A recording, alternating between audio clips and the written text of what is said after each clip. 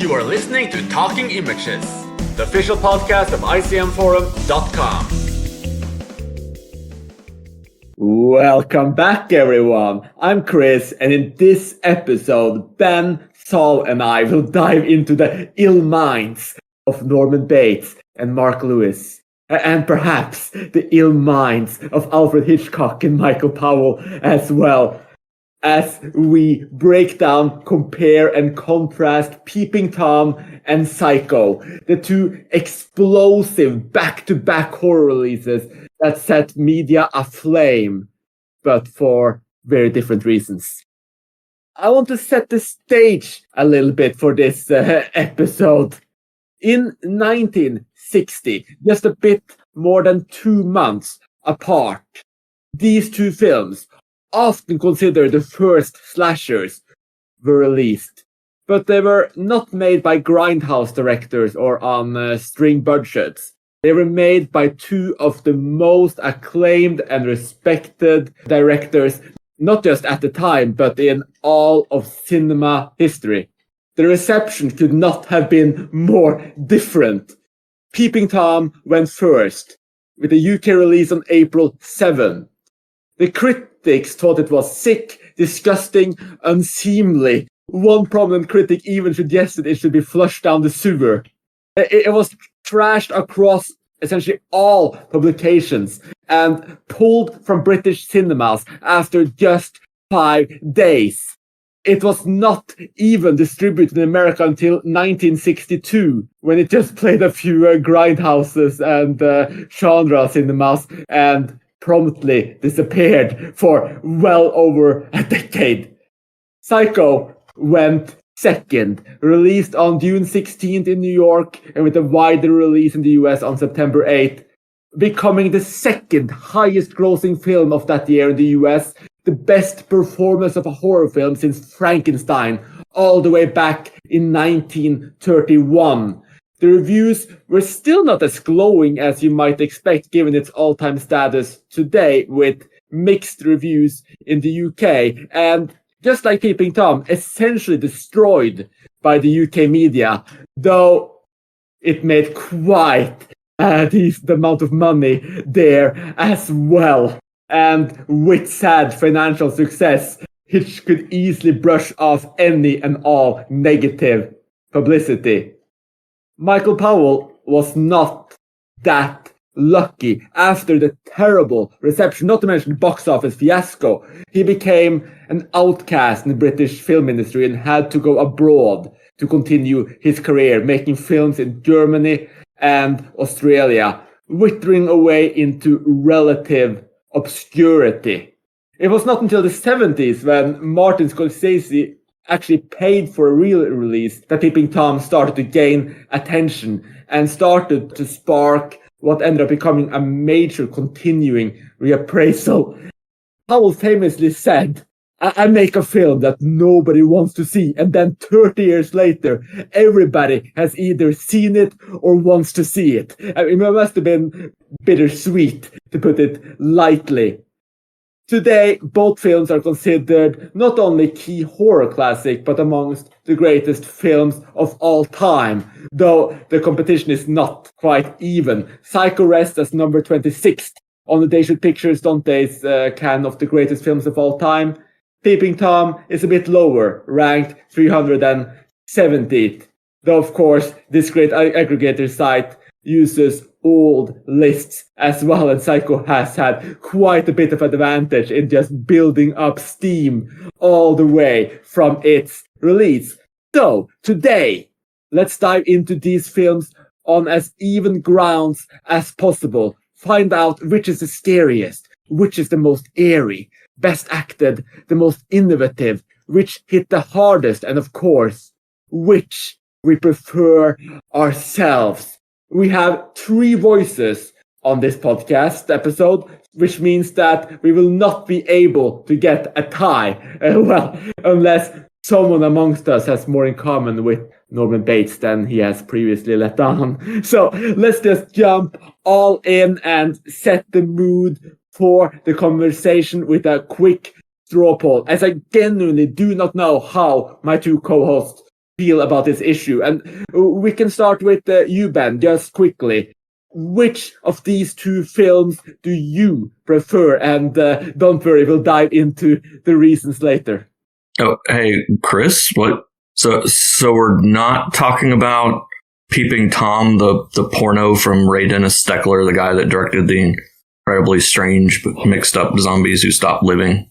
To me, comparing these two, as much as they are similar, in some ways, both having kind of a psychotic but somewhat likable lead character that's portrayed in a somewhat sympathetic way. There are voyeurism elements in both films. Both are considered proto-slashers. To me, I don't really choose one over the other. To me, they're very different movies. I don't really see them as comparators, despite the name of this podcast. Thanks, Ben. Now we have to just throw everything out the window. But just to get the conversation going, then, which of these two do you prefer? It kind of depends on my mood. Peeping Tom has a kind of visceral intensity to it that large stretches of Psycho doesn't. In some ways, Psycho is kind of a gimmick film. A lot of the movie hinges on that mid-film twist, and it really is a great one, which was in the original novel, by the way. It was not something Alfred Hitchcock came up with. But I think Peeping Tom has a stronger lead character. Our protagonist is also the antagonist. He's his own worst enemy. He's always at battle with himself. He knows how terrible the things he does, but is unable to stop himself. Norman Bates, meanwhile, he's completely unaware of his alter ego and what's happening there. So, yeah, I don't think I'm going to draw a line in the sand. You saw what the chat has a long answer to a simple yes and no question to kick off the conversation. But I guess you'll be our Norman Bates then. It might actually end up with a tie. What about you, Saul? Are you able to pick one of these two films? Like Ben, I don't actually like having to choose between these two films because, yes, there's some similarities in them. I guess they're both pioneer slasher movies, but they are very different in their approaches, and I think that might be one of the most interesting things to come out of the podcast today, is how different they are. In terms of which one I prefer, yeah, that one's really hard to say. I mean, the yes-no short answer is that Psycho ranks slightly higher in my all-time favorites list. However, both movies are films where I feel the reputation kind of exceeds their worth. I mean, they're often regarded as being one of the best horror films ever made. And yet, for me, I've got about 40 horror films that I'd place ahead of them.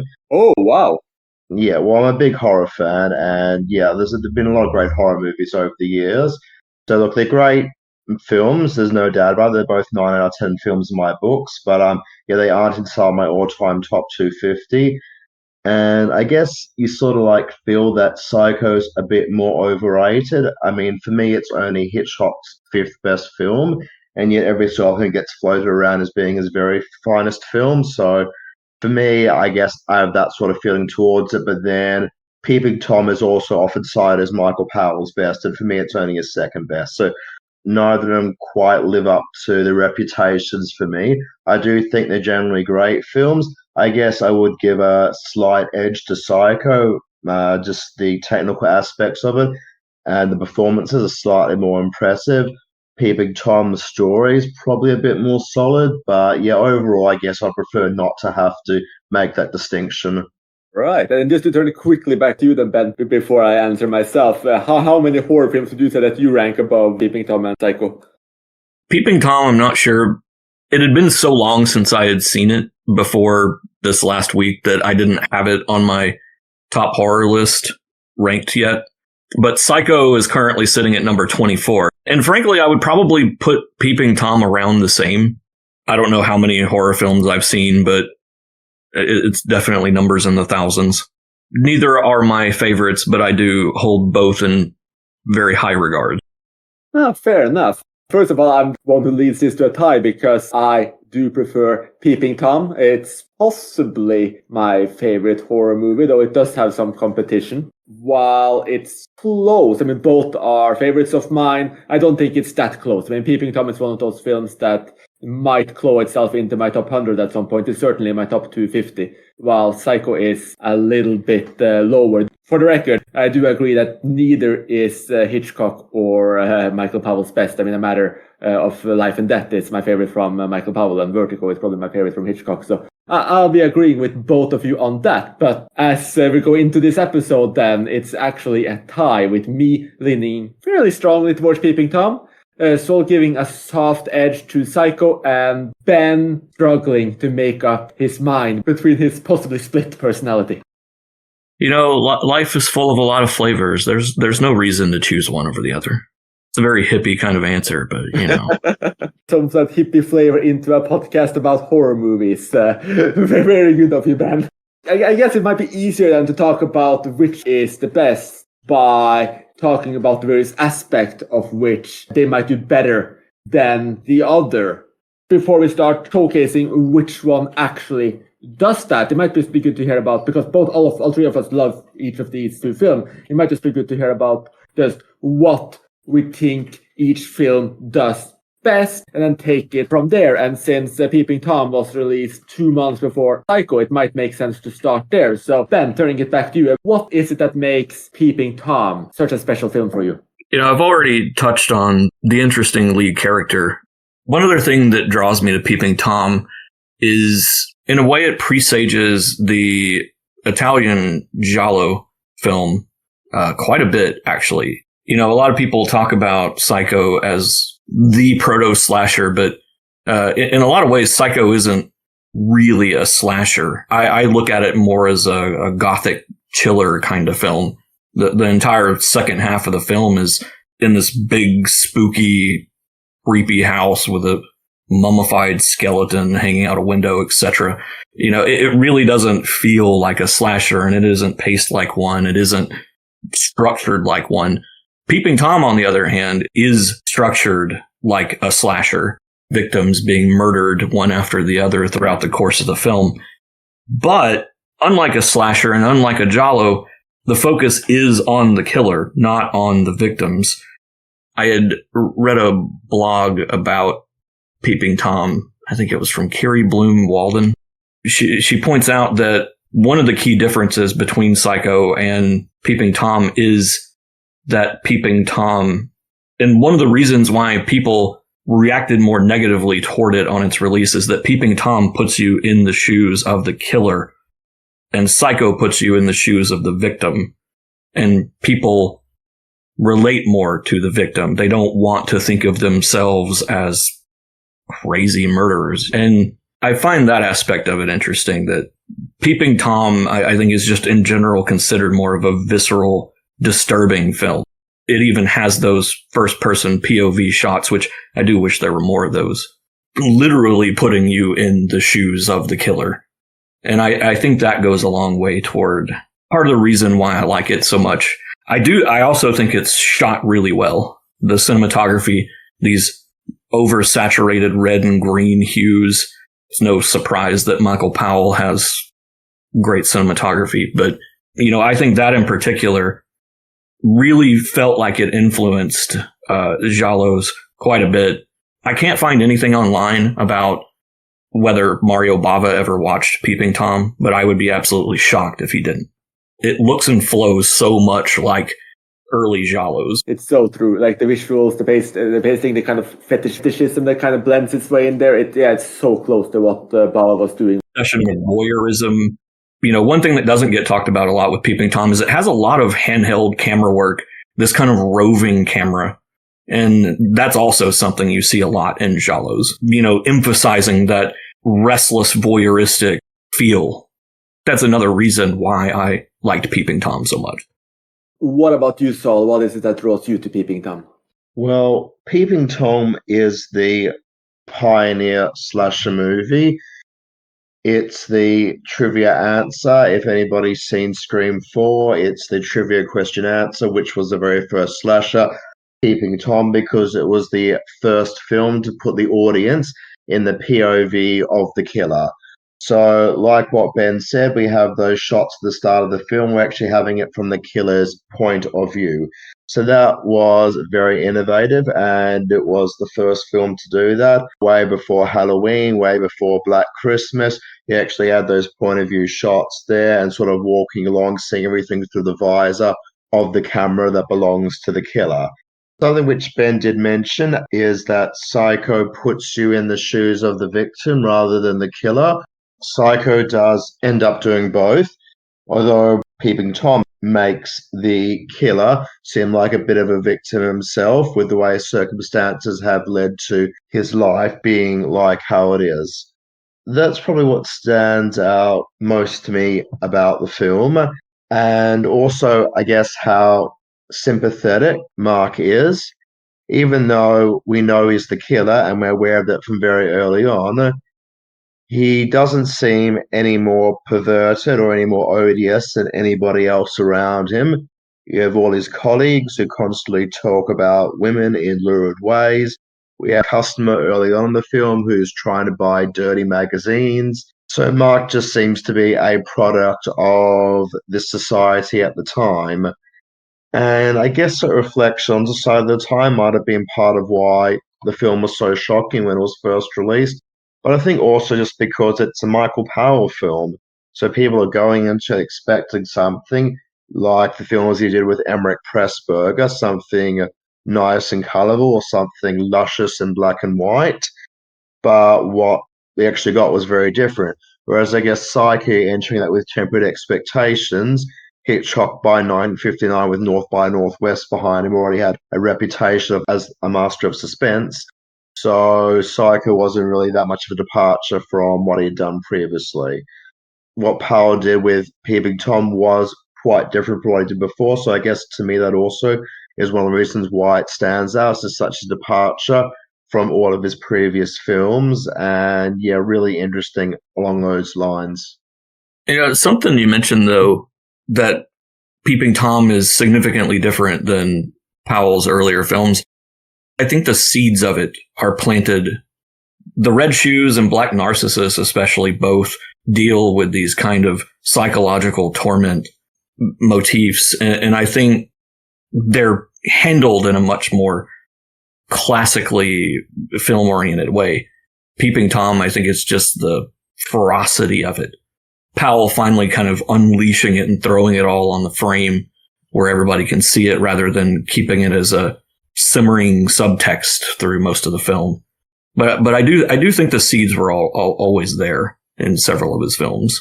That is an interesting point because I guess, yes, you have got Black Narcissus in particular with the way Catherine Byron's character is lit up to look all devilish and everything. You have got that sort of psychological aspect.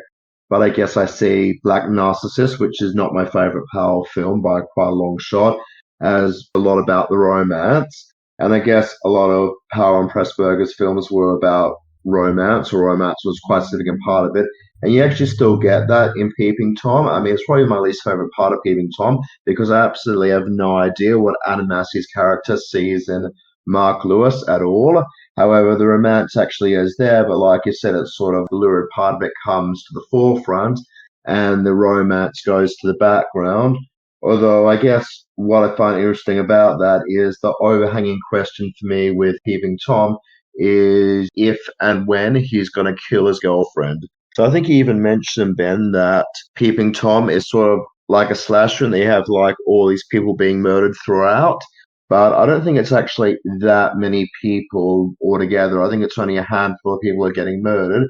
Most of it's just a drawn out question of if and when he's going to try and murder his girlfriend, compared to a more modern slasher, and that's something like Friday the 13th or Halloween, where you're having several kills throughout. Any of the Friday the 13th sequels, we're getting tons of teens being knocked off. I mean, Peeping Tom's nothing like that. It's only a few characters. Most of it for me is just that overhanging question of whether he'll kill his girlfriend. And it is kind of interesting looking at that romance part of it as being an elevated part of what would have been the main part of a Powell and Pressburger film. Yeah, that's interesting take. So I hadn't thought about that before that, that central romance could in any way be compared to the previous Colin Pressburger works, because I've always seen it as so different. What makes Powell and Pressburger stand out is kind of these beautiful worlds they take you into, even when they have darker undertones. Indeed, Black Narcissus has some more scary lighting choices and scenes, and so does The Red Shoes. They are more classically beautiful, as Ben said, and they all have all of this feeling of magic, while Peeping Tom has this very unsavory, almost fetishistic sensibility throughout. It's this voyeurism that's kind of implanted from the very beginning when, we follow Mark Lewis's camera as he prepares to kill his first victim. Going back to Psycho, though, or going back to Hitchcock, I think Hitchcock does have a lot of those same tendencies. If you look at his past, while he is known as the master of suspense, a lot of his films prior to Psycho have those strong romance elements, especially in ones like Notorious, for instance, or Rebecca. While Psycho was definitely well received, I think a lot of people were surprised by how dark it was coming from Hitchcock, especially on the heels of North by Northwest and his television series, where he shot Psycho with his television crew. He's coming in there, as the jocular, jolly host of a TV show, and it's like, here's a movie about some crazy pervert who murders women in the shower and dresses up like his mother. I think people were shocked by it, but I have to wonder how much of it is a cultural thing, America versus the UK. I do think that's a large part of it. I think the UK critics and audiences weren't necessarily as receptive to a seedy, violent film.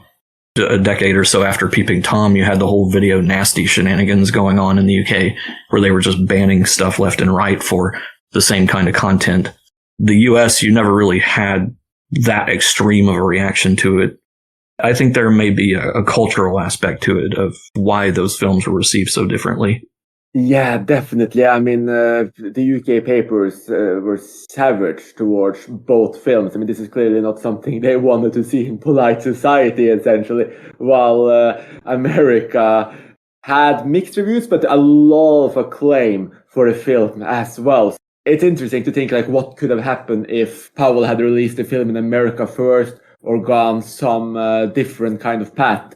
Would Peeping Tom have been a significantly bigger film? It's one of those answers we'll never know, because obviously when it had its American release, it was kind of just brushed aside as only a genre kind of film, while Psycho got the red carpet treatment. In terms of what appeals to me so much about Peeping Tom and why it's possibly my favorite horror film, I think it's 2 or 3 aspects. The first one is just how seamlessly it managed to combine essentially the best of classic horror serial killer films, so unsavory and sleazy that it essentially got Powell kicked out of the UK film industry. I think that Karl-Heinz Boom's shy, soft-spoken Mark Lewis, who's in so many ways sympathetic throughout the film. He's a very pitiful character. He has something of that Peter Lorre sensibility to him, a kind of vulnerability and desperation. This kind of want of not committing this crime. He knows it's terrible. He doesn't really want to do it. He wants to find a way out, and he can't. And I think that aspect of the film, where we actually pity the killer in such a way and see him in this light, it's very different from the majority of what obviously the slasher genre would become known for later, and it gives it a very different feel. And secondly, I think it's something that neither of you fully pointed out, which is this kind of not quite meta aspect, but this obsessive need to document everything. The film has essentially only grown in cultural relevance as Mark in so many ways became what he is because his father filmed him and documented him and set up social experiments with him throughout his entire childhood, which is essentially what so many parents do through social media now. And then his own obsessive need to document everything he does, always having his camera, always wanting to film everything. Also this need, which I guess ties in with Scream in a way too, recreating, to just follow a kind of script and put the pieces together. He constantly wants to chase this kind of perfection. And for cinephiles, and perhaps it's also why so many directors respond strongly to the film, is that they can very much see saturated obsession with creating something cinematically, his obsession with this one perfect kill shot, which can obviously be translated into their desperate need to create the perfect film. Mark's character, how he perceives someone being filmed as a negative thing. You know, there's that one scene where his girlfriend points the camera at herself and he's like, no, that's not for you. You know, he actively doesn't want her to be filmed because he sees that as spoiling her. It wasn't just that his father was filming him all the time. He was tormenting him. And I think he associates abuse and negativity with filming. The quote which you're looking for, which is what he says in that scene, is, whatever I photograph, I always lose, which I do think is one of the most striking lines from Peeping Tom. And like you've said, Ben, it does really capture how he feels about photography. What Chris also said, I actually really felt this time around, because this is the first time I'd seen the film in around 15 years. And you've got the rise of iPhones. Everybody's got a camera on their phone these days. And while watching it, I was thinking he's really more obsessed with filming or capturing memories and actually experiencing them himself. And I guess that's the way I feel about a lot of people these days. You see them at concerts and they're holding up their cameras on their phones to film it, and they're more obsessed with being able to film it and have that memory of it rather than experiencing the memory itself.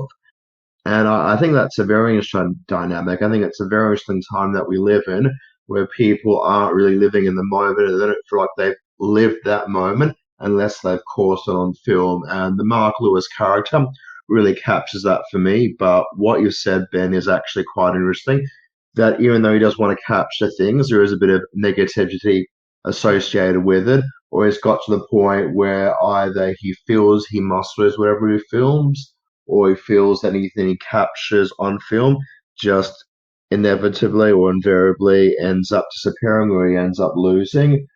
It's a really interesting way of looking at the whole process of why do you film something.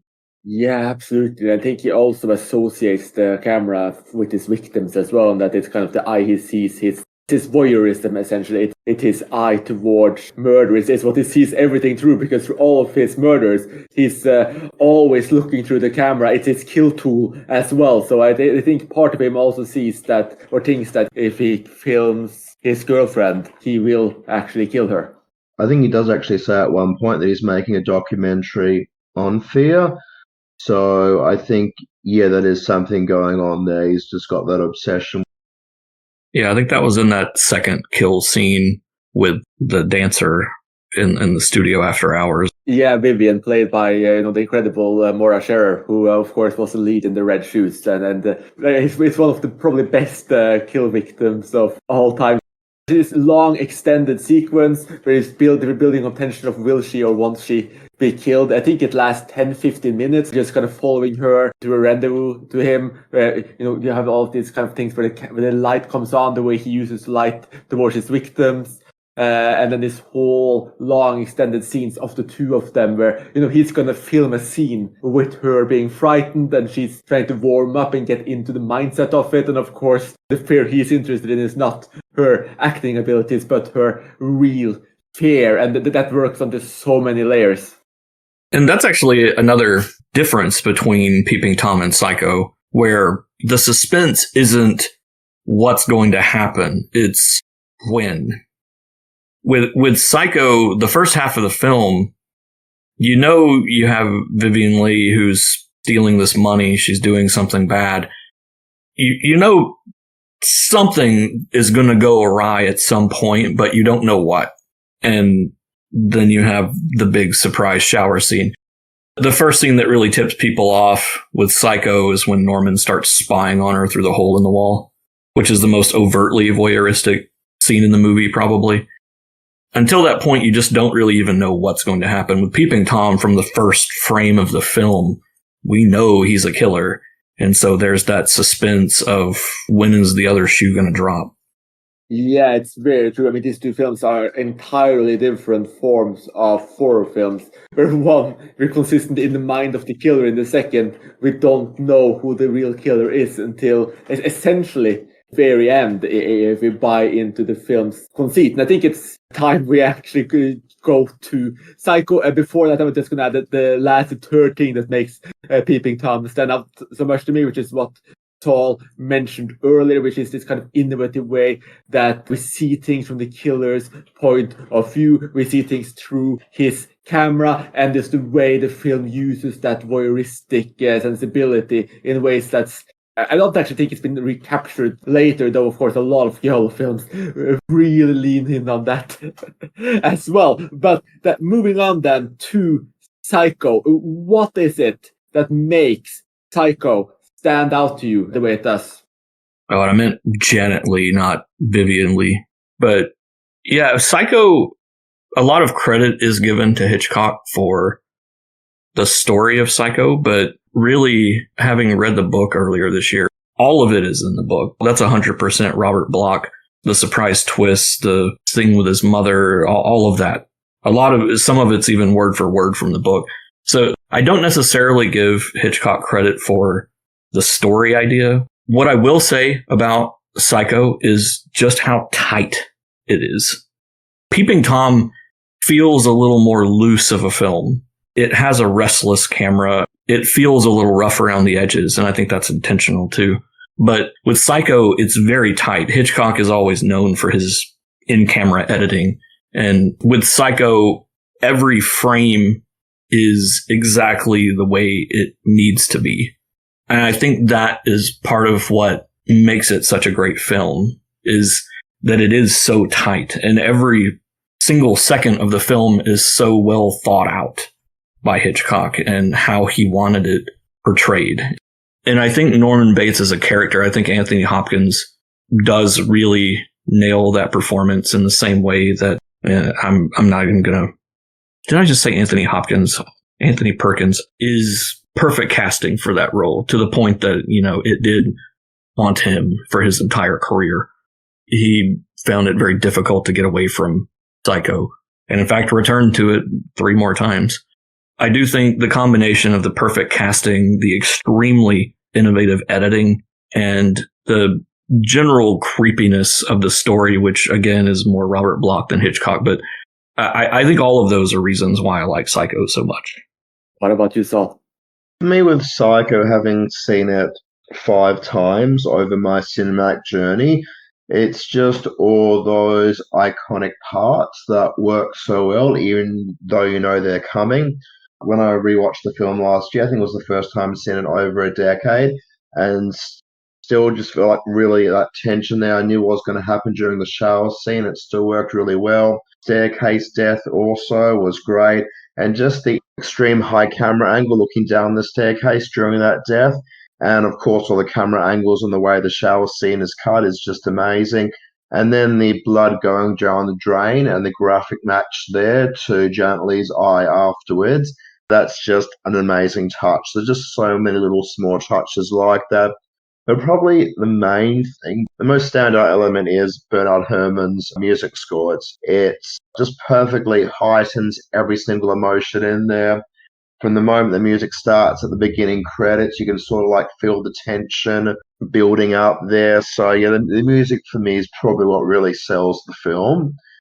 Ben has already talked quite a bit about Anthony Perkins and his performance there, but generally also, I mean, the way her face madly twists as she's driving along and imagines what everybody else is going to be saying about her, you can really feel all the paranoia getting to her.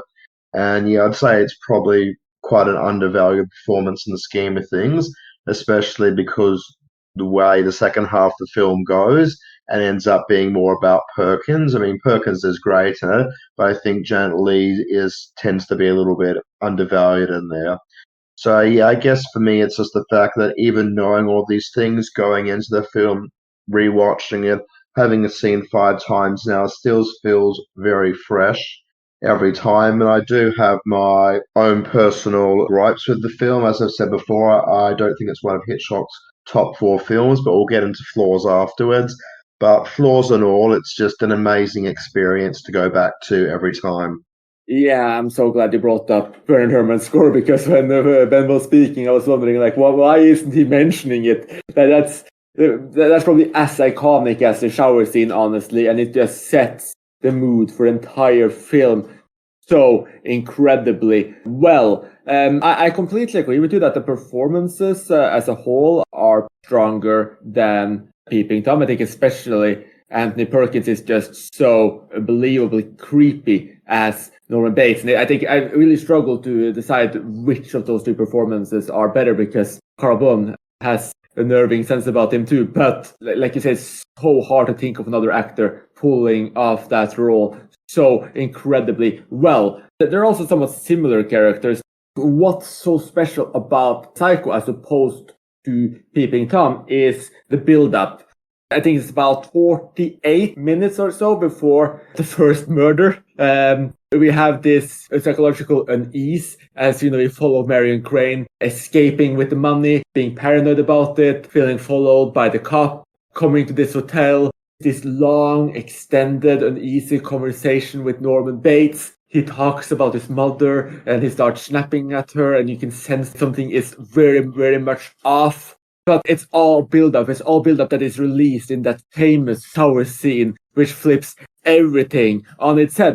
And honestly, one of the things I don't feel talked about enough are the 10 or 12 minutes that follow that shower scene, because everyone's seen Psycho at this point. No one's going to be listening to this episode that hasn't seen Psycho, so we can, of course, spoil it. The most parodied and over-referenced scene of all time, possibly, where Marion Crane is taking a shower. You see the silhouette of a woman behind her. She pulls away the shower curtain and repeatedly stabs her to her death as she falls down, pulls off the shower curtain, and lays dead on the floor. The blood being sucked down the drain, we follow it down, and then we enter back out through Marion's now still eyes. A incredibly unnerving sequence, famous and infamous in a satirical sense for all the right and possibly also some of the wrong reasons. But the 12 seconds that follow are honestly equally impressive, or even more so than me, because at that point we have lost our protagonist. And we hear Norman Bates having a conversation with his mother. He runs down, and you actually have this very extended cleanup of the murder. Then from the time she dies until Norman sinks the car in the swamp, it's exactly about 12 minutes. And we see him take away all her personal possessions, and we follow him, and you kind of transition from one lead to another, if you can call Norman Bates the lead. And those 12 minutes staying with the person we don't know is the killer yet, it has a very different energy to it than anything I think I've seen in any previous horror film, and it really stands out to me. And then, of course, we have this almost procedural follow-up to this. Less than half of the film followed the aftermath. It still works, it's intriguing, and it all comes together. But those 12 minutes has this special place in my heart, because I just can't remember a different film before doing something similar and building tension with it. And I think that's a good point to bring up, because, nowadays everyone does know that Norman is the killer, but when this was first seen, unless you had read the book, you didn't know. And so those scenes had a very different connotation to them than a modern viewer watching Psycho would be, where now we see it as, okay, Norman's flailing around, and it's almost a joke in a way that he doesn't know, but we know that he doesn't know. Whereas they didn't know that. They were like, oh, this poor guy having to clean up after his crazy mother. Until that second twist, because really the shower scene's the first twist, and then that second twist when it's revealed his mother's a skeleton. Spoiler alert. Can you imagine trying to record this without spoilers? No way. The whole podcast that would be. Anyway, I think a lot of people forget this is a double twist film.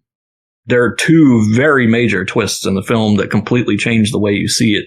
To audiences back in the day seeing it for the first time, I have to imagine that second twist would have been incredibly shocking to them. Yes, I mean, these are essentially the two big twists. Obviously, the shower one is probably the most notable one, but yeah, the second one flipped everything on its head. And it's too bad that the film's notoriety has gotten so large and that the film has been over-parodied. I think the number of parodies of the shower scene and of the film, and just the fact that we know Norman Bates is the killer from the very beginning, it paints it a little bit, and it's just a shame. But if you can manage to set yourself in the mindset of people watching it for the first time without this knowledge, well as you can, it's the best experience possible. There's something interesting to consider, though, in terms of people watching both films for the first time. Even though we do have Peeping Tom start out as a horror thriller from early on, you've got the murder in the very first scene, and Psycho first starts off as this boring love tryst story before becoming a paranoia tale and then eventually becoming a horror thriller.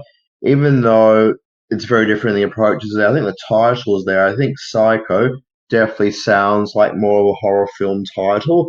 So I think going into the film, I think you're probably more positioned to think it's a horror film, whereas Peeping Tom, if you hear, okay, well, Michael Powell's done a film called Peeping Tom, I liked, Matter of Life and Death, I Know Where I'm Going, and he's now done a film called Peeping Tom, you might think, oh, okay, it might be about somebody who's got some eccentricities, but the title doesn't tell you specifically it's going to be a horror film. Whereas I think with Psycho, it's hard to imagine it not being a horror film with a title like that. The joke which Ben mentioned earlier on, that there's been a porn film called Peeping Tom. There's a classic Israeli comedy called Peeping Tom's Up with an S at the end. It's a much more generic title, and therefore I think it's easier based on the title to go and not expecting a horror film. Whereas Psycho, even though it doesn't really become a horror film until halfway in, that title there, I think, does really set up expectations. I'm not sure if this was the original poster, but obviously one of the most reproduced ones is the one that says, "Warning, don't see Peeping Tom unless you are prepared to see the screaming shock and raw terror in the faces of those marked for death. See it from the beginning." So I think people knew. Okay, fine. Look, maybe, I don't know. I wasn't around in 1960, so I didn't see any of the promotional artwork for either film. I guess I just feel with Psycho, props to Hitchcock. I think the whole thing with Janet Leigh getting killed off and twisting the audience point of view, I think it's one of the best things he's done, even though it's not his best film. It's definitely one of the best things he's done in cinema history. But I just think there's a lot of that cues you into it's a horror film. Even just the beginning credits with Bernard Herrmann's music score, I think it's hard to go in there not expecting a horror film, even though it does sort of start off like a soap opera. Well, I never thought it started like a soap opera, but I can see your point, yeah, that it could have been one of those romantic dramas. But yes, the Bernard Herrmann score sets the tone so incredibly well. You feel uneasy from the beginning. It could just have been a very tense thriller, which Hitchcock is so known for, rather than a horror film. But there's some good hints there. It's probably a subject for another podcast, but even as a avid horror fan, I do think it's a bit hazy where a thriller starts and where a horror film begins. So yeah, even though people might be expecting a Hitchcock thriller and maybe not a horror film, a lot of his thrillers do have horror elements. I mean, I don't think Rear Window is a horror film, but it is often cited in the They Shoot Zombies top 1,000 horror films canon. So a lot of his thrillers do have horror elements, but it's probably a subject for another podcast, and maybe that would be an interesting podcast episode. The key difference to me has always been, is the film's intention to elicit fear, or is it just to generate thrills and suspense? I've had people try to tell me that a movie like Silence of the Lambs is not a horror film, and I tell them that they're ridiculous because that film has some terrifying moments in it. But it's a thriller too. Films can be more than one genre, but that's always been one of the key distinctions I see. Yeah, good point. It's always about quantity and amount as well, because obviously even a comedy can have scenes that strike a certain amount of terror. Dramas especially can have these moments. But yeah, let's save that for another podcast and jump right into flaws, and we can probably move back to Peeping Tom. And starting with you again, Ben, what do you consider the biggest flaws to Peeping Tom to be? You mentioned that I didn't mention Bernard Herrmann's score in Psycho. Part of that is because I wanted to basically contrast how great it is to how completely forgettable Peeping Tom's score is. Oh, yes.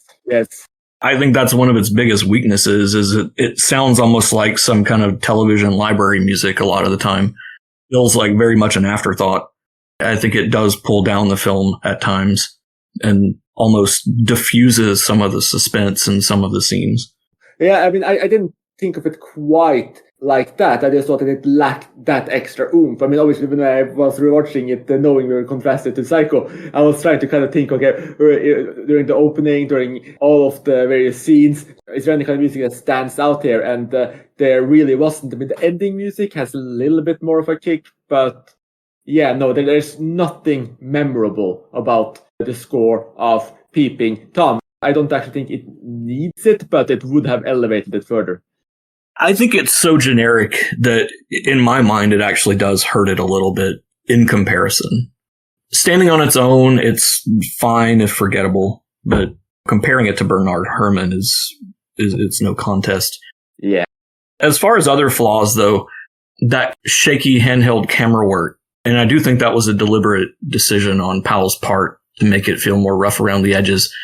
But when you stand it up against Hitchcock's precision editing, there's nothing as dynamic as something like the shower scene in Peeping Tom. When you just put them up right next to one another, there's nothing like the shower scene in Psycho in Peeping Tom. So when you compare Peeping Tom to Psycho, Psycho has such a precise sense of what it wants to be. Peeping Tom is not as concerned with the precision element of it. It's more emotionally driven. And when you're comparing Psycho and Peeping Tom side by side, that stands out as somewhat of a negative to Peeping Tom, that it doesn't have a showstopper set piece that is as strong as the shower scene in Psycho. It's a really great point as well. I mean, I actually could flip that on its head too, though, and say that Psycho in some ways suffers from being a film that is now seen for those moments rather than as a whole, while Peeping Tom exists as a kind of a single entity. I definitely think Psycho has its flaws too. Like I said, I put them pretty close in terms of ranking. Exactly. You made it possible for the episode to end on that high unless you change your mind. So, yeah, definitely. I see your point. Well, what about you, Saul? What do you consider the biggest flaws in Peeping Tom to be? First off, I would probably agree with Ben. There's nothing as in your face and shocking as the shower scene, the way that's edited together. Although you do get some really great moments in Peeping Tom. Like, I keep thinking about that scene where he's hanging overhead and filming down below with all the police investigators. And you have these pens falling out of his pocket, and you sort of see these close-ups, and it's cutting between the investigators and the pens start to slowly fall out, and the pens do fall out. The investigators look around, and you expect them to go start chasing after him, but they just dismiss it as nothing. So, for me, that's a bit of a standout moment, but I guess it's nothing compared to the shower scene. In terms of my own gripes with the film, the reason why it's only a 9 out of 10, not a 10 out of 10 for me, there's three probably main things. One of them I think I mentioned already. Anna Massey is definitely very alluring in the film, but I've seen it 3 times now. I still can't see why she's drawn towards Mark, other than the fact that maybe he's a bit different from her friends, but he's just such a recluse and he's so antisocial.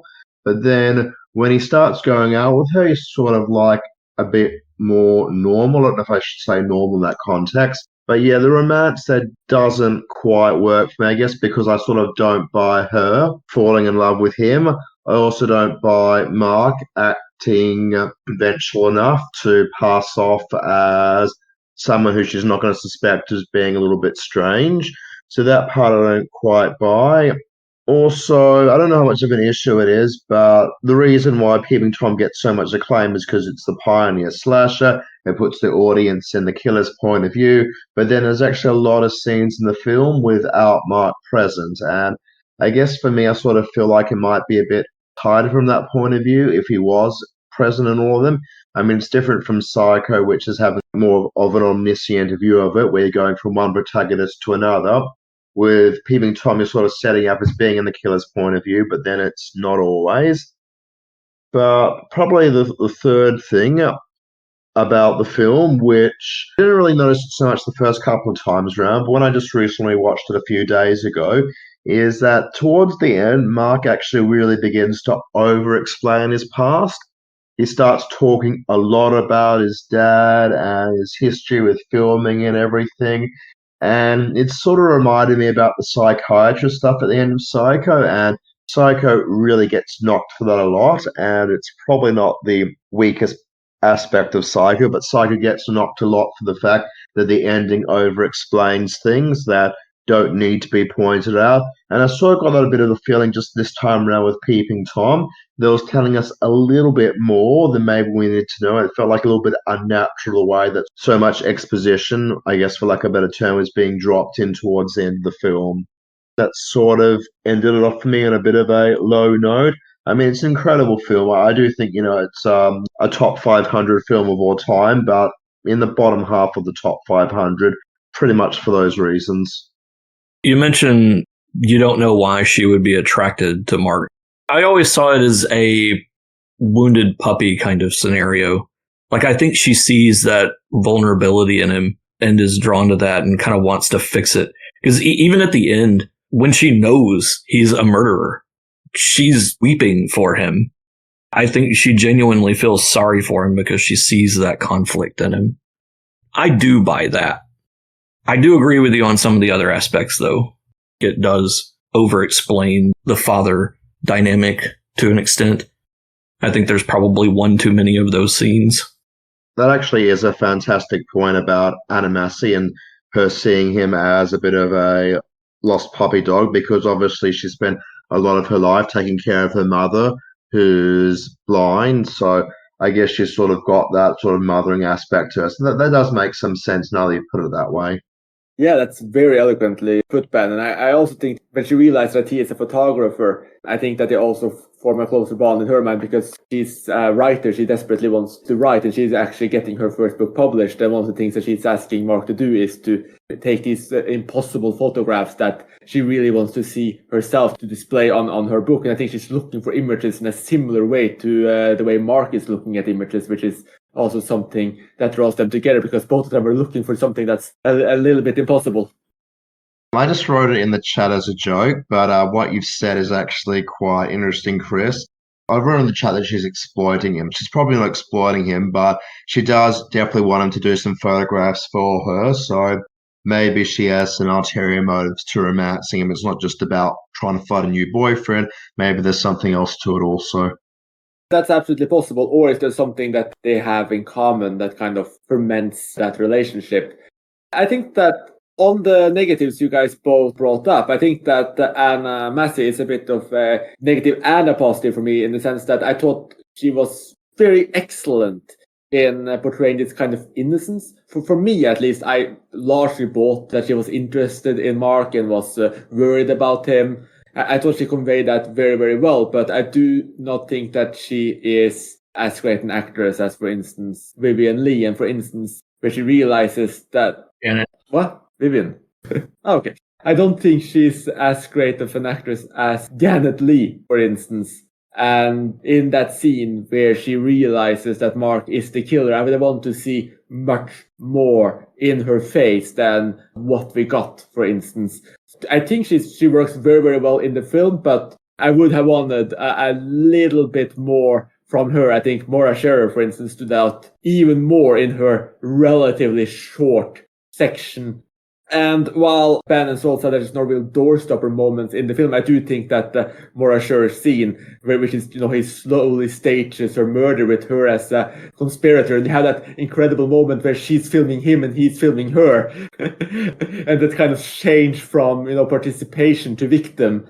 I also think that imprecision that I think both of you alluded to, the fact that Peeping Tom is a bit looser than Psycho, I think that almost an insurance policy for it. I think it works to its advantage because it takes us into this more seedy world. We have Mark Lewis as this kind of softcore photographer on the side. It gives it a kind of more lurid atmosphere and almost shelters it a little bit from this need to be perfect. And it just gives it a different kind of aura that it wouldn't have had if it had been stylized to absolute perfection with a stop clock the way Hitchcock does, or in fact Powell often did in some of his earlier productions. So I think in many ways that is strength. Chris, just to summarize, all of Peeping Tom's flaws are actually strengths. I could say that. Yeah, no, not quite. Like I said, Alma Massey could have been a better actress. Oh, and I also actually fully agree with what Saul said. When the focus shifts away from Mark, I think that the scenes with the police where they are taking the forefront, I think they're still very good. They fit the film, but I do think that they remove some of that special feeling that the film created by just giving us such a way into Mark's psyche, and then suddenly halfway through the film, you also have the police kind of sharing their attention with him. I don't think that was needed to the extent it was. But what I'm talking about when I say that, some of the film's weaknesses are strengths, I'm talking about the filmmaking, that, the fact that it is a little bit unseemly in some ways, that it is a little bit more saturated, and it is a little bit more loose. I think that builds atmosphere for it, that very much works in its favor. And speaking of, that the stop clock and that perfection, it might be time then to turn our eyes to the flaws in Psycho, because even with all that perfection, I believe all of us have a couple of flaws. We can start with you again, Ben. As Saul already mentioned, of course, the psychiatrist scene at the end is incredibly tedious and unnecessary. By the way, that's another part that was also in the book, so you can also blame Robert Bloch for that. But I blame Hitchcock for filming it, despite it being dull in the book, too. It just lets the air out of a well-constructed film. It just leaves a bad taste in the mouth. Although I will say that the visual of the fly on Norman at the end is a nice one. Yeah. Honestly, I don't have a problem with Hitch being so precise. I think that's what he's going for, and I think it works to his advantage. In addition to that ending, the second half of the film loses a little steam, forward momentum, because, like you said, it turns into more of a procedural at certain points, following that detective trying to figure out and nosing about. I think that procedural element does hurt it a little bit. I'm reminded of the horror film When a Stranger Calls. In the first 30 minutes of that film, it has that classic, the killer is calling from inside the house set up, and it's a very tense, suspenseful scene. That's all people remember of that movie, because the rest of it is this very by the numbers, forgettable procedural. Yeah, very good. It almost feels like it picked that up from Psycho to an extent, because I feel like I think a lot of people even forget about the procedural elements of Psycho. It's like the shower scene, and Chris, I actually agree with you. I do like the cleanup scene quite a bit. But then once the detective enters, it's like the movie takes a step backward almost and says, well, let's bring it back a little before I push it forward again. And one could argue, well, maybe that final twist wouldn't be quite as potent without these more trivial procedural elements, but they could have still done something that would have made it more engaging. Yeah, I just have to say that I really agree with you when you say that the steam kind of runs out of it after the cleanup scene. That police procedural, it's a bit more bland. I mean, you obviously have the murder of the detective, which has another shock, though it's a bit more expected at that point. And, that fall down the stairs has been parodied a few times as well. It's a little bit awkward the way it happens. Not sure if the cycle needed to be longer, but I just feel like the key characters in the end of Psycho, they're just not as well built up as Janet Leigh's Marion Crane was, which it would have been impossible to do, because obviously Marion Crane got the first 40 minutes entirely to herself, and then suddenly Vera Miles probably has 15-20 minutes of screen time altogether, if that. When the two of you talk about the film running out of steam, the first thing that comes to mind is, yes, it does, once the shower is turned off. All kidding aside, though, I do understand where Ben is getting at in terms of the police procedural element and how that sort of takes away from the horror and the thriller tension that's being built up. But I guess it's a film that hops genre so many times that it doesn't really annoy me too much. My two main gripes about the film are the last 10 minutes. I do agree with what Ben said about the fly on his nose and that she wouldn't even hurt a fly. That's just a fantastic end to it, even though you have all this psychiatrist over-explained beforehand. And actually, it's worth mentioning, even though I should have mentioned it earlier, the film actually has one of my favorite horror lines of any horror movie in existence also. We all go a little mad sometime, which is, of course, appropriated so well by Wes Craven's Scream series. In terms of flaws with Psycho, yeah, the final 10 minutes isn't brilliant with the psychiatrist over-explaining everything, but actually the first 10 minutes probably annoyed me the most about the film. I mean, the movie gets really great at the moment that Janet, not Vivian, I got it correct, the moment when Janet Leigh decides to embezzle the money, I think the movie is absolutely amazing. Even though there's a magnificent crane shot at the beginning that goes through the window, even though that shot is amazing, the first 10 minutes of the film was just boring talk between Janet Leigh and her lover. I know it's sort of like Hitchcock trying to set up expectations and throw them on the head, but for somebody that's seen the film 5 times going in and watching that, I was just like, I can't wait for it to actually become a thriller. And then even after she finishes the romantic tryst in the apartment, we're then having a boring office chat with her colleague before the client comes with all the money which she embezzles. So for me, for it to be a slightly better film, I would get out my editing scissors, or actually I could even technically do it online with some tools we've got at the moment. And I'll sort of like cut out a bit of the start of the film to the point where she embezzles the money. And if I cut up a bit at the end of the film with the psychiatrist over-explaining everything, I think you actually would have a technically perfect thriller. Wow, okay. Yeah. As it is at the moment, I do think it's a near 10 out of 10 film. But for me, it's just the insides of it, or the larger middle chunk of the film that works so well. The beginning and end of it just don't quite stack up to me, especially when you compare it to Hitchcock's better films like Rear Window and Vertigo and Strangers on a Train. Doesn't quite stack up to me quite as well.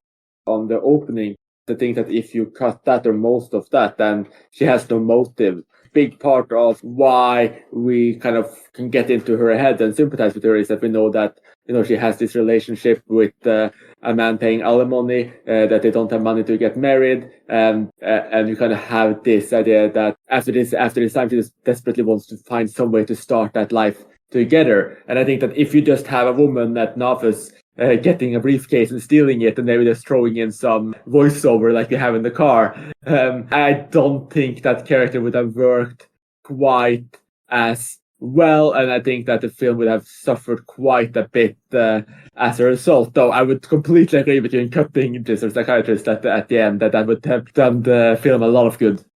What you have is a situation where I think Hitch designed the film for a first watch and not a rewatch.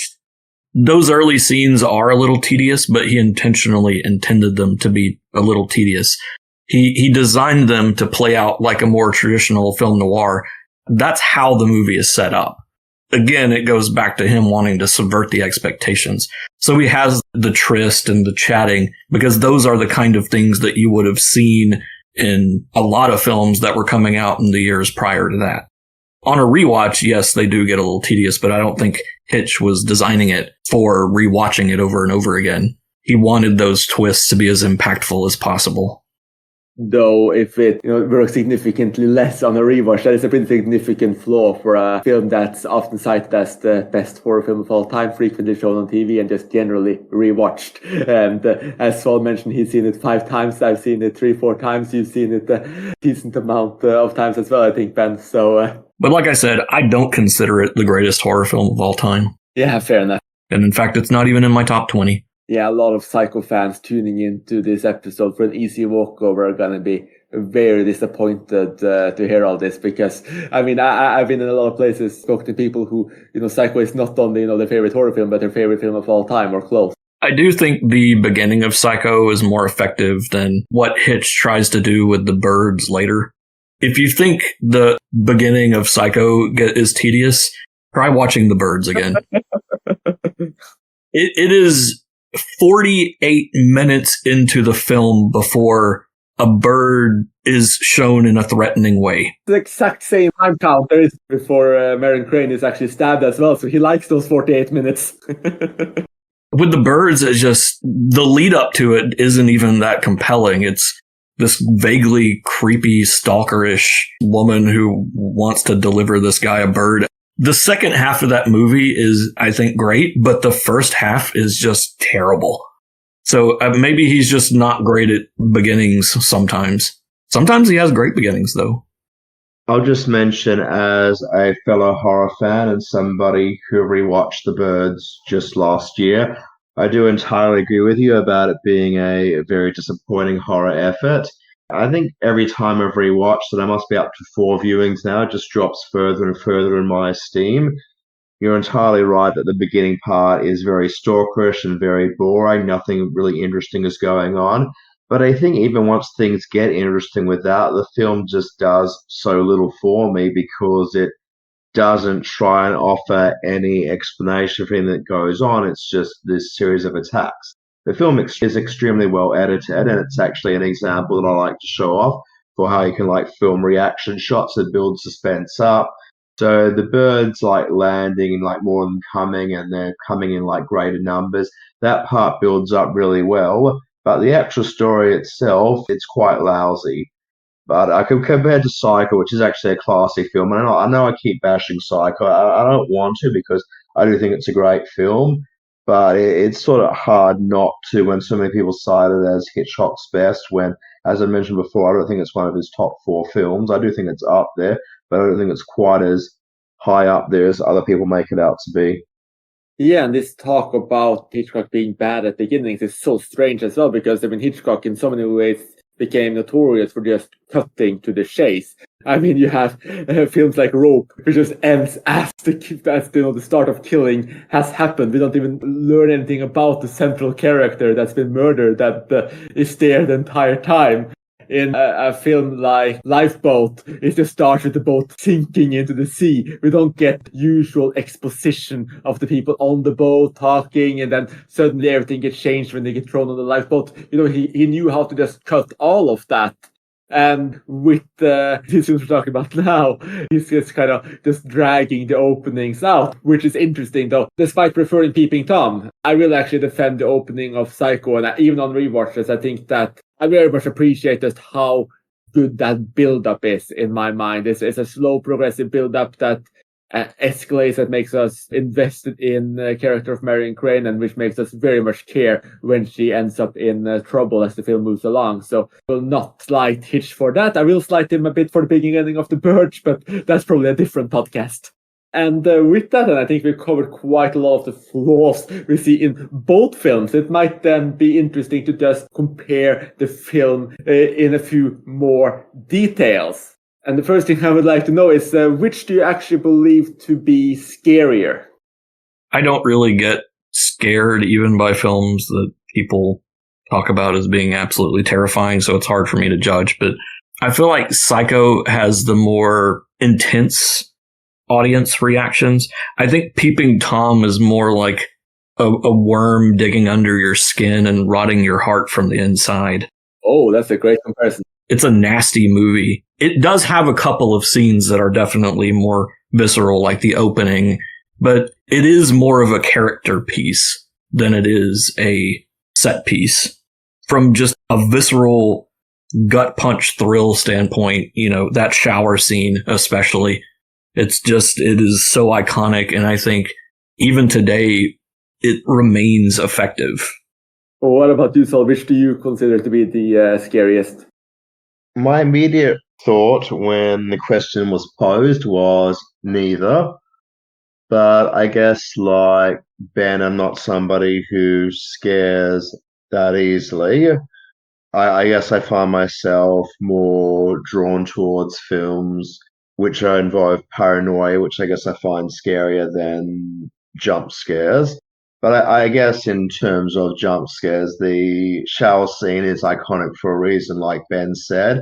It is quite a frightening moment, and all the more so because the way it's cut and how little that was shown, and we're not really seeing the blood absolutely splattering everywhere. It's more of that lingering shot of the blood going down the drain, everything implied that's going on. So, I mean, that part's quite scary. As I said, the staircase one, when the guy's attacked on the staircase, we're seeing the high camera angle. That's quite shocking and that's scary in itself. I don't know if I'd say that Peeping Tom has the same sort of scary moments. It has suspenseful moments and moments where we're wondering whether he's going to get caught. Not quite scary in the same way, but I wouldn't say on the whole that Psycho is a scary film. But then again, I'm watching as somebody who's seen it 5 times now, so I guess I'm a bit more clued into it. Maybe that's the reason why. Yeah. But I don't think horror films need to be scary to be great. And I think that's one of the big gripes I have with people who rate horror films low. We might have got into this in the ratings podcast. I can't remember. But I do find people tend to give low ratings to horror films and they mark them down because it doesn't scare them. The same way that people will mark a comedy down because it doesn't make them laugh. A comedy doesn't have to make you laugh to be a great film. A horror film doesn't have to scare you to be a great horror film. Yeah, that's a great point, Saul. For my part, I think that, as you both mentioned, Psycho is obviously the greater shocker, if you will. It has 2 standout moments with jump scares, essentially. And it also manages to build quite a lot of suspense, especially in the second, towards that jump scare. On that note, arguably scarier, but then again, I think jump scares is a bit of a different category as well. I think that Peeping Tom is consistently more eerie and unnerving. The way Ben described it as, being this worm that just digs under your skin throughout. It's very much accurate. And as a whole, I might actually swing the pendulum towards Peeping Tom. At the very least, I would say that Peeping Tom is the overall more eerie film, which I guess is a bit of a different sense than being scary. Though the final moment with Norman Bates and the fly, as we mentioned a couple of times already, and also that conversation between Norman Bates and Marion, those are also very, very much an eerie. But if I change the question slightly to ask which is the more eerie film throughout, would you agree with me that that's Peeping Tom, or would you still pick Psycho? I mean, I think Peeping Tom definitely has a more consistent tone. You can tell a lot about both films by how each of them ends. With Psycho on that close-up of Norman's face, and it's almost cartoonish. The voiceover and the visual, very over the top, but it works really well. Whereas Peeping Tom just ends with Mark committing suicide and his girlfriend crying on the floor as the cops are coming in. That's just a very downbeat ending, but it's keeping in the same tone of Peeping Tom being more of a character study than it is a horror film.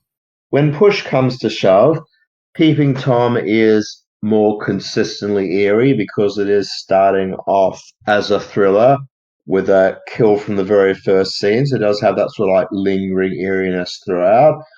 But I'd say if we sort of shave off that beginning of Psycho, which I'm not too big a fan of, I know it's not as consistent, but I'd say the eeriness sort of lingers a little bit more in Psycho.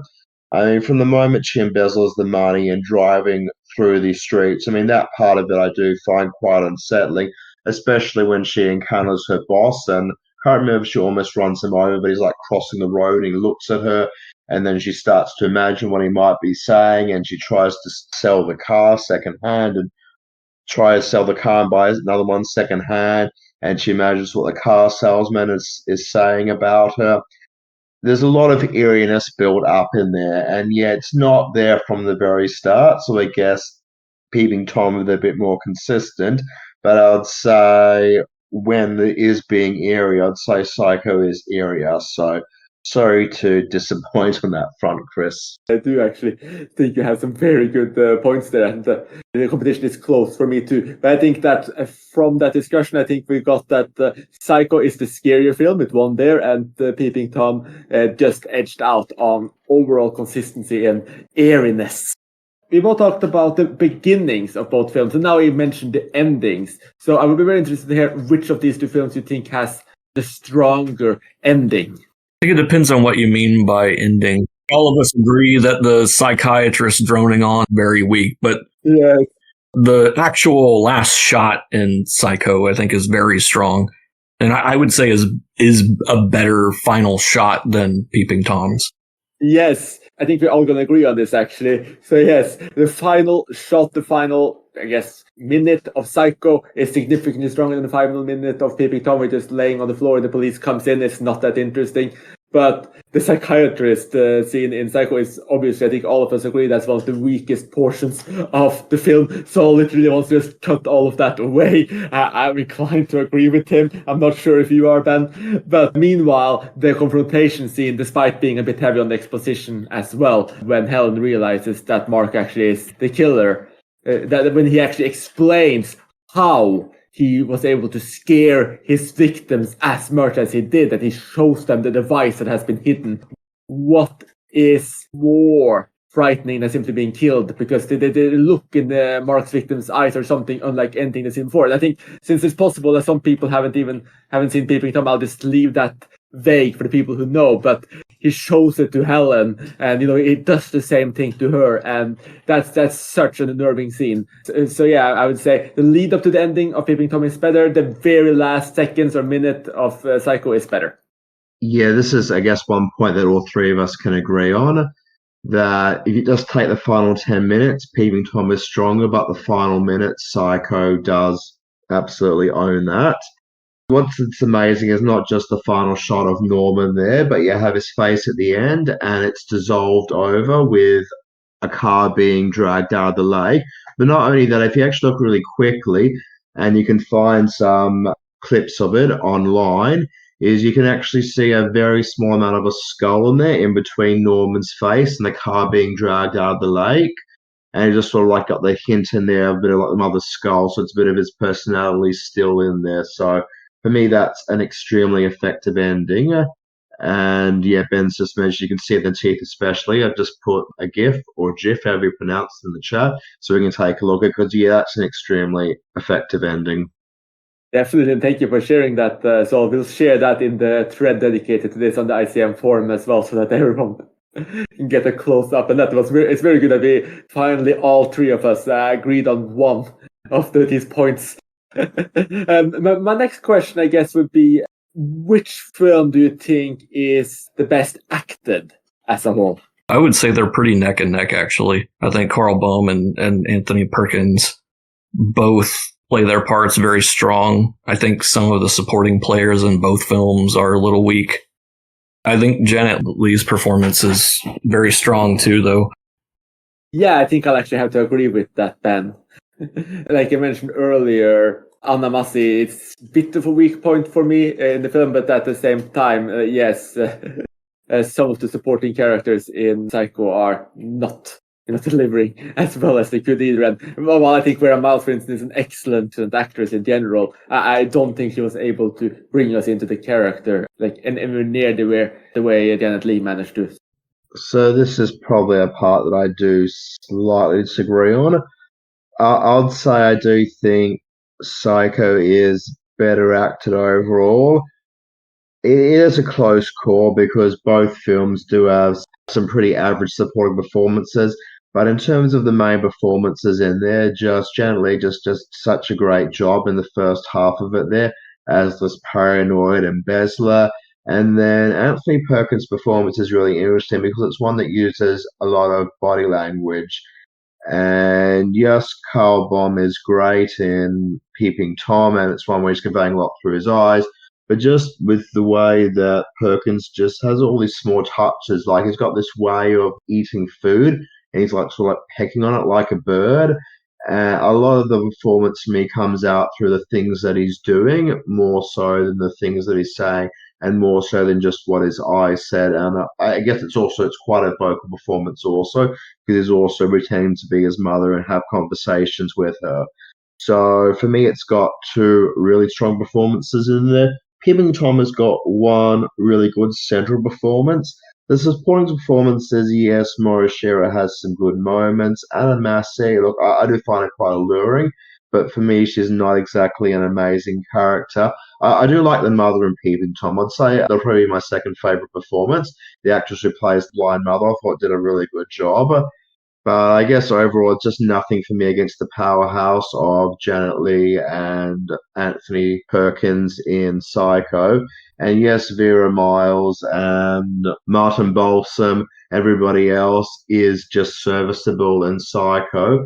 I think the film works so well, even just on account of those two performances. Yeah, I think Martin Balsam especially, he feels like a kind of a generic TV detective. I mean, I'm sure that's intentional, but there's no real dimension to his performance at all. Yeah, and same with the sheriff as well, really. And my next question is, which of these two films do you actually think is the most innovative? Obviously, Psycho has the incredibly influential mid-turn shift. It obviously stands out as a great innovation. But then again, as Ben mentioned, it was lifted straight from the book. Meanwhile, Peeping Tom, in many ways, like you said, set up the rules for the slasher genre as a whole, complete with the views from the killer's perspective, the final girl, and just also the way it uses the killer's perspective with the camera. So this might be a bit of a hard question to answer, but which of these two do you think is the most innovative? I think Peeping Tom might have been more quietly innovative, but because almost no one saw it until the late 70s, it's hard to say it was the most influential. Yeah, I don't think anyone could even begin to disagree with the fact that Psycho is probably the most influential, unless all of those giallo directors sat down and saw Peeping Tom, which is a possibility, like we talked about earlier. While the storyline of Psycho might have been innovative from the novel standpoint, where I think Hitch innovated was in the editing. I don't think anybody had seen editing like you see in the shower scene up until that point. I've seen thousands and thousands of movies, and the editing in that scene is so strong. You could argue it's one of the best edited scenes in film. Certainly one of the most iconic. Where do you fall on this, Saul? Which do you think was the most innovative? This is a really tough question to answer because they're both innovative in different ways. I guess when push comes to shove as a narrative, I guess I find Psycho more innovative in the way that it flips protagonists and ends up being quite a different film at the end to what it starts off as being at the start.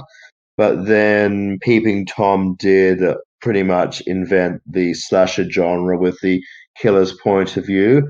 And even though it didn't do a lot with it, I guess, compared to something like Friday the 13th, which in terms of acting and writing isn't such a great film, but in terms of technical specs, a film that has these very elongated point of view killer shots in there throughout whenever the killer is killing someone. So for me, I do see a lot of innovation in there. And even in terms of what it's revealed to be is so scary to all of Mark's victims, I think that's quite innovative and something which might not be expected if you're seeing this film for the first time. So there is quite a bit of innovation in there, but then I guess even beyond the narrative stuff with Psycho, the things I talked about before about Marion Crane hearing all these voices in her head as she's imagining what people are thinking of her, there's a lot going on in the film, and as much as I don't think it's Hitchcock's best film, there's a lot of innovation in there. So I'd probably say, I'll probably give the edge to Psycho, but they're both innovative in their own ways. Yeah, it's very such a good point. I'm torn as well, largely just because Hitchcock took some of those big plot elements from the book. I am leaning towards Peeping Tom, which obviously it's not based on a novel. It was all written for film, and I also think that the way it uses the camera throughout the film, the way it looks at voyeurism, and lets us kind of enter the mindset of the killer through the camera. We're all behind that camera. The film starts with the killer murdering someone entirely shot from his point of view, or rather through the camera. We're behind the camera watching that, and then we see him sitting in his home studio and he's watching it back as the opening credits comes over the screen. I mean, that's such a powerful moment. Oh, and also Saul shared another gif in our chat now of the infamous close to final shot in Peeping Tom, where Mark Lewis reveals what horrified his victims, and it's also incredibly striking. I think actually just looking at that right now, it might even be more striking in itself than Psycho, but that's without the brilliant audio added on, where you kind of hear Norman Bates' mother speaking over his face, which just sinks that in. And that actually brings us to my final question of this episode, which is, which of these two films had the better killer? We've been talking about acting a little bit already, but that can come into it. Like, which of these films you think had the most effective killer, the most powerful killer, the most memorable killer? In any way, someone's asking chat there, better killer, more efficient. You can answer the question any way you want. You can go through multiple different scenarios, but let's just put it like this: Mark Lewis or Norman Bates? Psycho has a higher body count, probably. Not to spoil too much, but Peeping Tom has a body count of 3 deaths on screen, and obviously it's suggested that there's more previously. Psycho has a body count of just 2 on screen. I guess it depends on whether you believe Norman killed it. Obviously, his mother's death wasn't on screen. Saul just put in the chat that both have pretty low body counts, which is true. I think they both do. I think Norman is more thorough in his cleanup activities. Mark just dumped the body in a trunk and they find it later. Definitely. This speaks to Mark's character a bit. I think that he actually wants to get caught. I think that he kind of asks, how is it possible to be cured of voyeurism? He very much wants to be caught and kind of finish his documentary, if you will, because he's filming the police as they're coming towards his building, etc. It's a bit of a different motive than Norman Bates, who isn't really... In some ways, he isn't even the killer at all. So I guess we could say Mark Lewis versus Norman Bates, and Norman Bates' mother side of his personality. I don't really know how to answer this question. I was thinking about in terms of maybe which killer does the best job of avoiding detection. And I think Mark Lewis does for quite a bit. I mean, there's a part where he is lining up with a colleague to be grilled by the police, and you sort of suspect that they're going to be onto him, and they're not at all. So he manages to elude them. But then I think Norman does do a pretty good job of trying to throw suspicion off him. It's just Martin Balsam. He decides to keep looking into things even further and probing even further. So I think Norman does try and throw the scent off him, or maybe in his point of view, he tries to throw the scent off his mother quite well, but he doesn't seem to avoid detection as easily as Mark Lewis. And yet Mark Lewis shouldn't be avoiding detection because he's the creepy guy. He keeps the camera with him the whole time and sneaks upstairs. He doesn't want to come along to parties, but for whatever reason, he's not considered to be suspicious. Whereas as soon as Martin Balsam sees Norman, he thinks, oh, okay, this guy seems a little bit strange. So I don't know.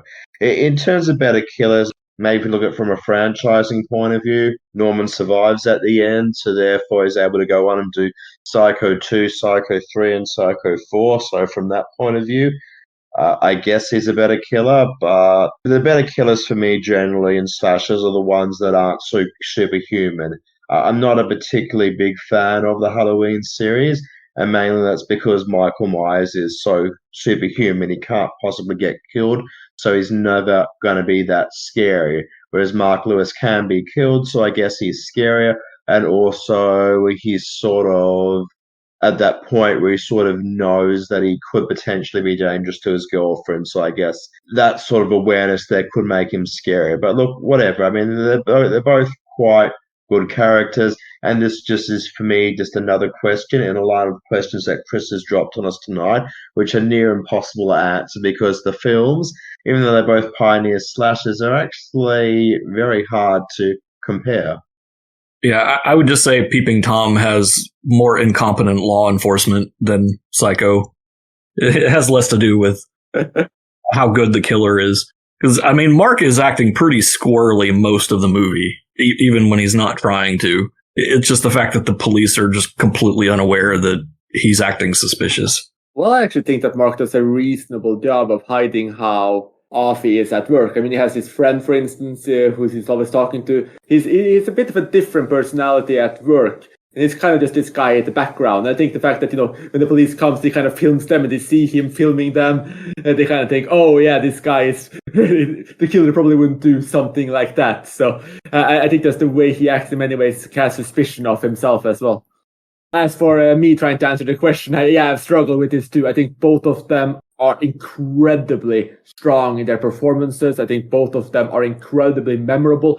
Obviously, it's a different balancing act because with Mark Lewis, we see him from the very beginning, and he's a killer very much like Peter Lorre M, for instance, who, we kind of almost identify with pity. We see the world through his eyes as well. He's just there throughout. Meanwhile, Norman Bates, he comes in 30 minutes into the film, more or less. He has significantly less screen time, but he's also so effectively chilling. And his performance is just so on point. So I really struggled to make my pick as well.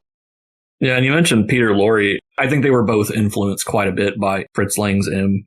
You can see the DNA of that movie all over both of these, especially Peeping Tom.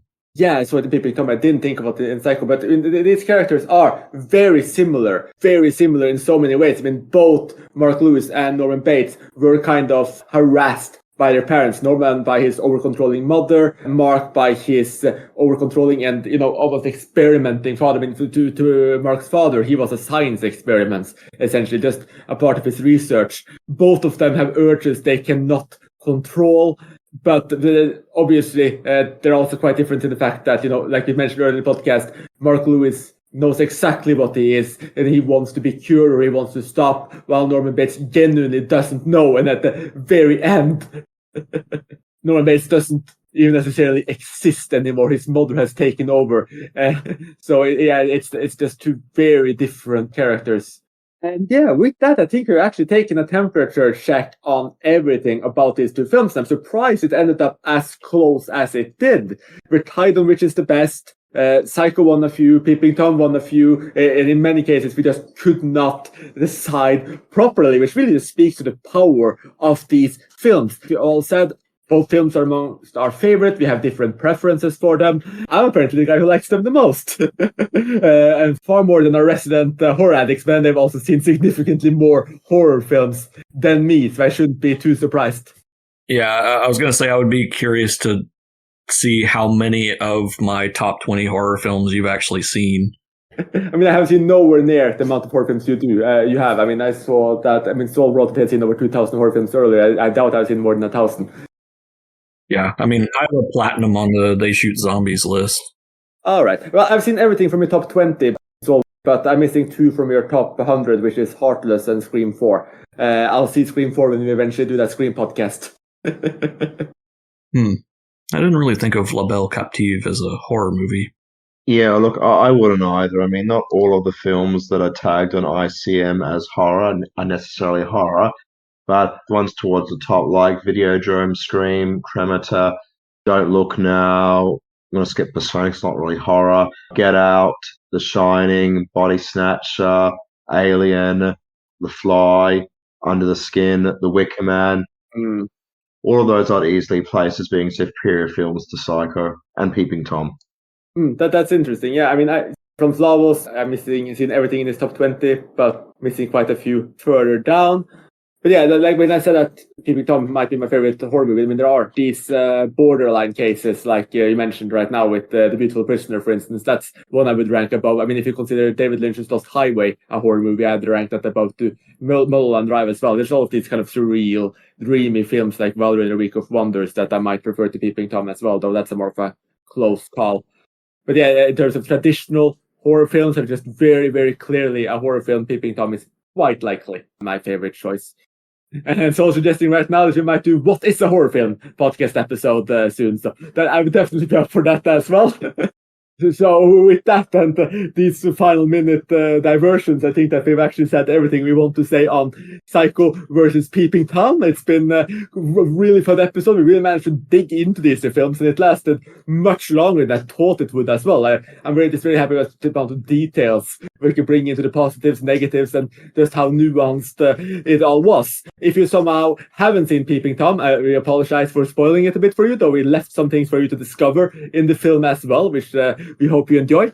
And with that, thank you so much for listening, and join us again soon. Oh, and if you have other favorite horror films you want to share with us, do come to our thread dedicated to this episode on the ICM forum and share them, and just add any thoughts you might have on Psycho and Peeping Tom. And again, thank you so much for listening, and join us again soon. You have been listening to Talking Images, the official podcast of icmforum.com.